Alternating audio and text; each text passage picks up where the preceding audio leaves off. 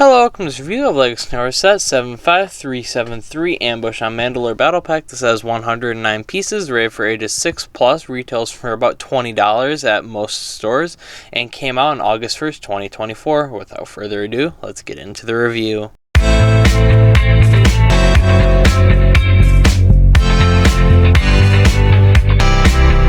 Starting off first, as usual, we have the minifigures, of which, as this being a battle pack, there are 4 of them, like usual.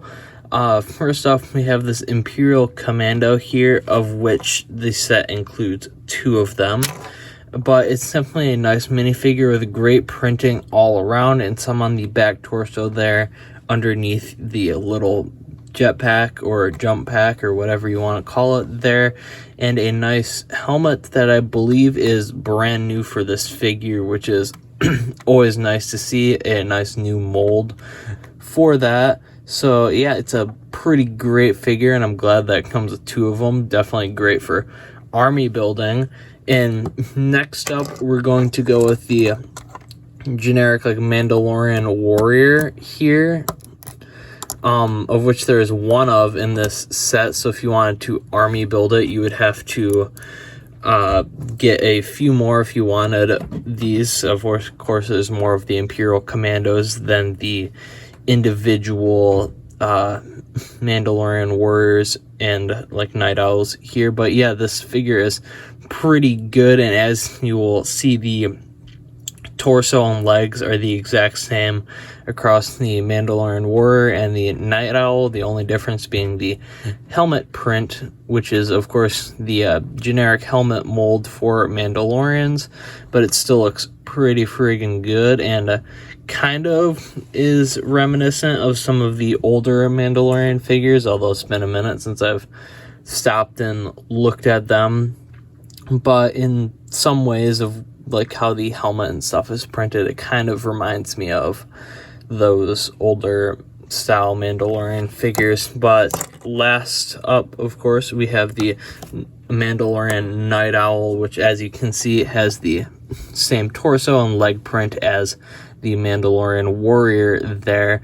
And of course, the only difference being the helmet print with like the little extra detail there and along the sides there. It's a pretty good figure, and I definitely enjoy the little bit of difference there, so that if you're army building it, you're building up 3 different factions at the same time. And I also like that none of these characters are specifically named, which is always a pain to get in battle packs like we've had in the past with like Commander Vaughn and stuff in the 332nd battle pack. But this one does not suffer from that same problem. But yeah, without further ado, let's get into the build. So the build here is, of course, like a little rocky outcropping, as we kind of see in the Mandalorian TV show. And there's these couple little side builds here with this little like turret and a little box that has some thermal detonators in it, if I can open it with one hand, as you can see right there. But yeah, I do really like this little box, and this little blaster is kind of generic, and we've seen almost the exact same build in previous sets, being of course like the 332nd battle pack. You get like almost that exact same build there, which is kind of lazy on the part of LEGO, but I do like this little box like storage container that we get, and it's a nice build that I will definitely steal for mocks in the future.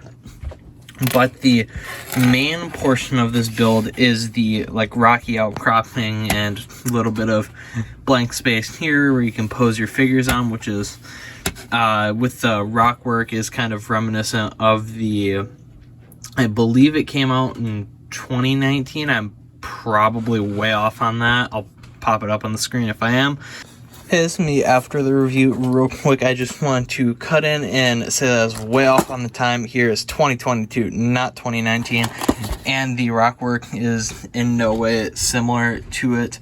I don't know what I was thinking. I was just thinking, ooh, slopes, I guess, right there, and I don't even know why I made that connection in my mind. Maybe just because they're battle packs with little rocky, or snowy in this case, outcroppings.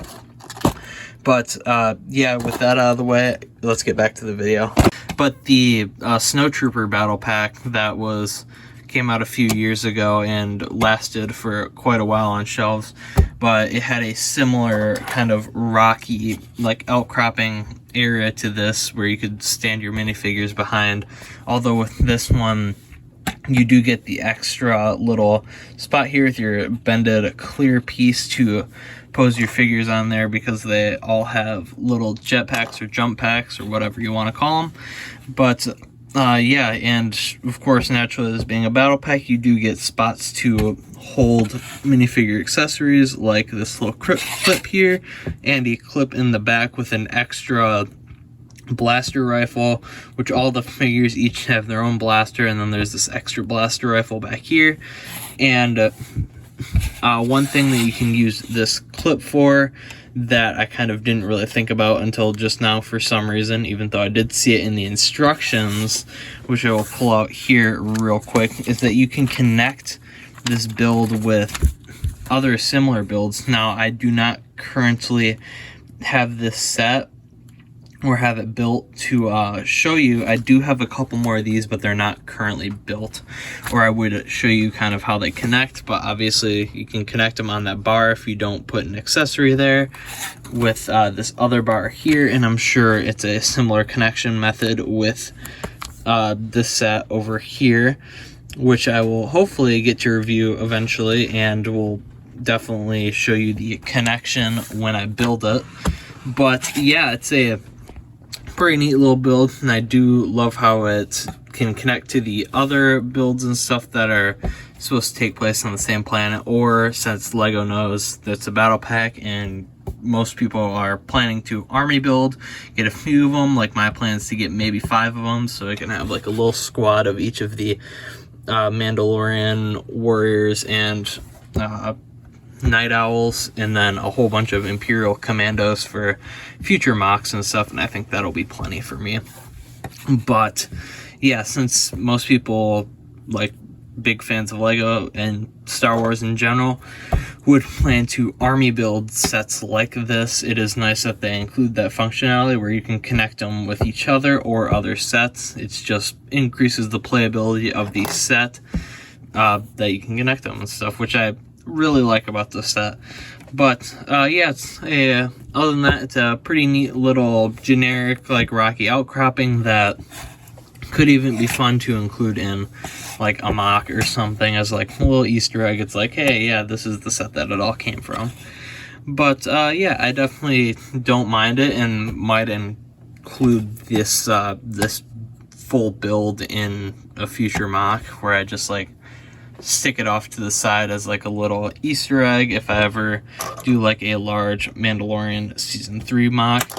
But yeah, I think it has a lot of fun playability with all the different features in it. You wouldn't really notice it from just looking at it, because just initially looking at it, it looks like a generic rocky outcropping that you can throw some figures on and play around with, and doesn't feel like there's a ton of thought into it. But once you actually like look at it and stuff, and how it connects to other builds, and the inclusion of this little thing connected with the ball joint to connect your figures on to play around with, and even the extra rifle back here, which Lego usually doesn't include stuff like that, and it's kind of nice for a little battle pack build as this is.